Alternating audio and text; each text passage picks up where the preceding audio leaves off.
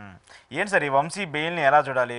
Bail వచ్చింది. సరే almost 1 ½ month తర్వాత ఎవడికి దాన్ని ఉపయోగం సార్? కొట్టుకోవటం. ఏ కేసు పెట్టారు? అది ఎమ్మెల్యేగా తగలబడిందంతా తెలుగుదేశం ఆయనలోనే. హ్మ్. అవే కదా అక్కడ దురాక్రమణలో చెత్తాచెదారం అనేవి. ఈ వైఎస్ఆర్సీపీకి మాకేంటి సంబంధం? హ్మ్. అంటే ఏంటి, మీ పార్టీ నుంచి వెళ్ళిపోతే అప్పటిదాకా ఉన్నాడు ఏ పనికి మాలిన పని చేసినా మీకు ఇష్టమేనా? హ్మ్. మీ పార్టీ నుంచి వెళ్ళిపోయాడు, 4 పొలి మాటలు మాట్లాడేసరికల్లా కేసులు ఎట్టేసి 100 రోజులు బెయిల్ లేకుండా చేస్తారా? ఇది దీని వెంజంట అంటారా ఏంటంటారు? మళ్ళీ చెప్పండి. డెఫినెట్ పొలిటికల్ వెంజెంట్ అని మరి దానికి కనిపిస్తుంది. మళ్ళీ నన్ను విశ్లేషణ ఏంటి? వంశీ ఎలగబెట్టిందంతా తెలుగుదేశం ఆయనలోనే కదా? ఏ దరిద్రం చేసినా తెలుగుదేశం ఆయనలో చేసాడా కదా?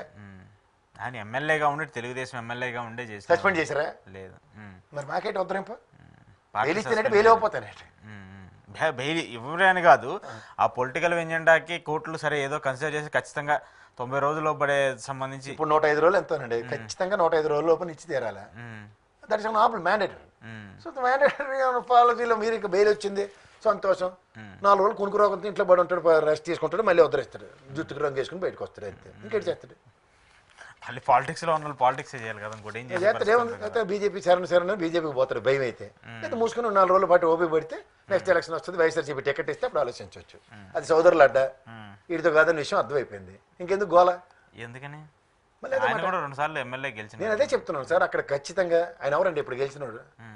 వెంకటరావు. ఆయననే సరిగ్గా తెలియదు. అక్కడ ఓన్లీ తెలుగుదేశం అండ్ చౌదరి కమ్యూనిటీతో డామినేషన్.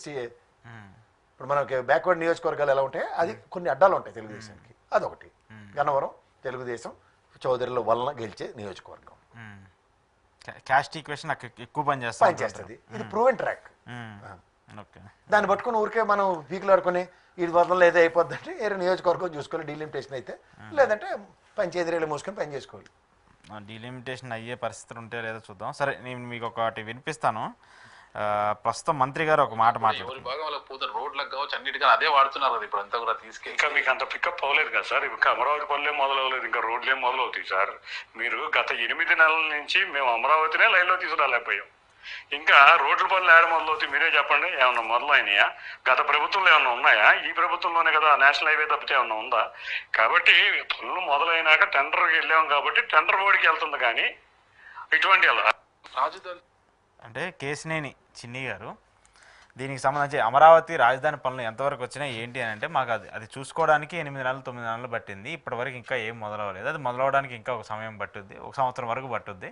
ఇక విజయవాడ నేషనల్ హైవేలన్నీ కూడా గత ప్రభుత్వంలో వేసినవి తప్పితే మేము వచ్చి ఏడాదే కదా ఇప్పుడు ఏం వేస్తామని చెప్పేసి అంటున్నారు.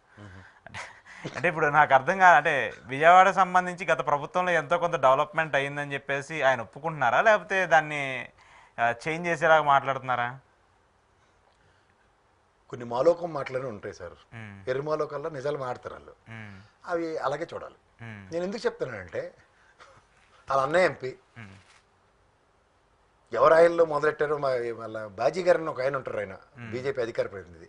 కనకదుర్గమ్మ ఫ్లైఓవర్ గురించి చెప్పి మాకు డిబేట్లలో ఆయన చెప్పినంత ఎవరు చెప్పుండరు కూడా బీజేపీ ప్రభుత్వం గురించి. అలాంటిది స్పాన్ ఆఫ్ నో టైంలో కనకదుర్గం ఫ్లైఓవర్ ఎవడైనా కంప్లీట్ అయింది. స్పాన్ ఆఫ్ నో టైంలో గుంటూరు నుంచి గన్నవరం దాకా కనెక్టివిటీ ఫ్లైఓవర్లు పటపటమని ఎలా కంప్లీట్ అయ్యో ఒకసారి చూసుకోండి. ఎవరు టెన్యూర్ ఇంక్లూడింగ్ రిటైనింగ్ వల్ల అవన్నీ అవి ఎవరు ఆయనలో కనిపించారంటే వైఎస్ఆర్సీపీ అని చెప్పాలి. మరి ఆయన కాబట్టి ఇంకా ప్రణాళిక దిగించి నేషనల్ లెవెల్ ఎన్డీఏ కూటమి కాబట్టి కేంద్ర ప్రభుత్వం చెప్తుంది. ఫస్ట్ థింగ్ ఓ మాట చెప్తా సార్, వైఎస్ఆర్సీపీ వాళ్ళకు నోట్లో నాలిక లేదు, నిజం చెప్పుకోవడం రాదు. వాళ్ళు చేసిన పని వాళ్ళు చెప్పుకోకే దరిద్రం సగం. వాళ్ళకి మీడియా లేదు. ఆ సాక్షిలో ఇవాళ వార్త వచ్చిందంటే అది ఖచ్చితంగా లాస్ట్ వీక్లో మనం అందరూ చచ్చిపోయిన మాటలని అర్థం. మనం మాట్లాడి చచ్చిన లాస్ట్ వీక్ మాటలు వాళ్ళు ఇవాళ ప్రాణాలకు తెగించి లేటెస్ట్ టెక్నాలజీని వాడి చెప్తారు. అంచేత దాన్ని మనం ఏం చేయలేము. వాటిని ఎప్పుడైనా సరే మౌత్ పీస్లు అన్నవి ప్రొయాక్టివ్గా పనిచేస్తేనే దానికి ఒక జస్టిఫికేషన్ ఉంటుంది.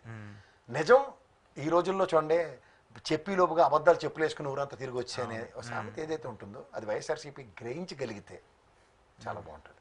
వీళ్ళ యుద్ధ సామాగ్రి తెలుగుదేశం దగ్గర ఉన్నంత యుద్ధ సామాగ్రి మామూలు విషయం కదా. దాన్ని ఎవరు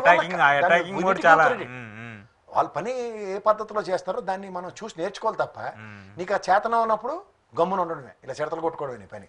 ఒకసారి 151, ఇంకోసారి 11. ఎందుకంటే అట్లీస్ట్ నీ దరిద్రానికి నువ్వు చేసి చెప్పుకోడు, ఏం చేసి చచ్చావో కూడా